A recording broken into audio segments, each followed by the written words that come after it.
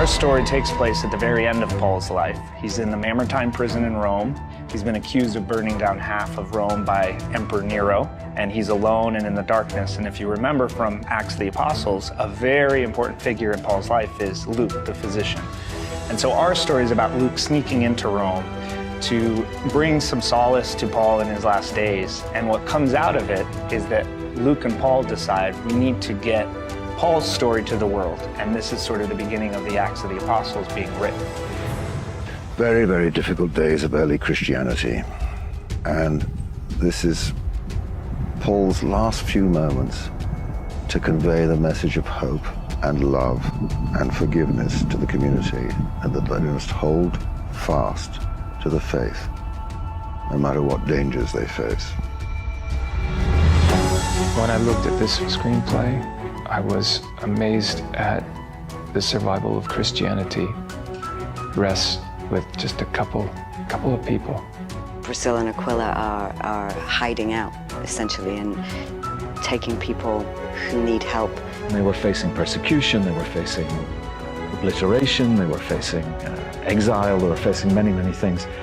And they still welcomed people, they still accepted people, they still loved people. And that is easier said than done.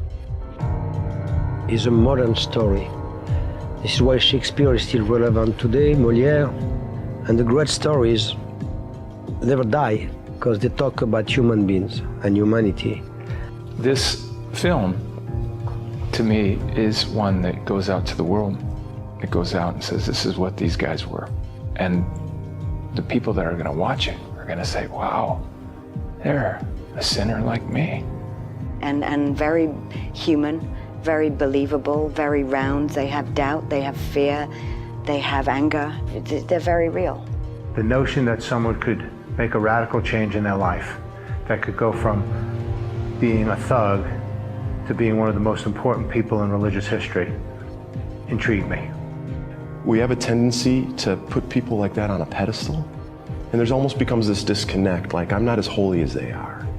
You know, God set them apart in a unique way, in a special way. It's not the same as me, but the reality is they were just like us. They weren't born with halos around their heads. Here's a man, Paul, who went from the ISIS of his day to becoming the leader of a church community. And I thought, do we really think that that's possible today, that a person can change? I think the modern way of looking at people is that, like, once you do something, that really defines your life. And I think Paul helps us show that no one is beyond God's grace, that there's always a chance. It was really Paul that brought the faith to a wider church in the face of everything. And his adamantine soul, we have to be very grateful for.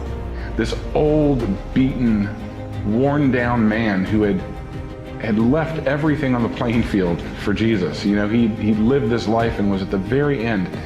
To see this frail old man and think that the emperor of the largest kingdom in the world was fearful of this broken man shows the power of Christ through his followers, through his believers.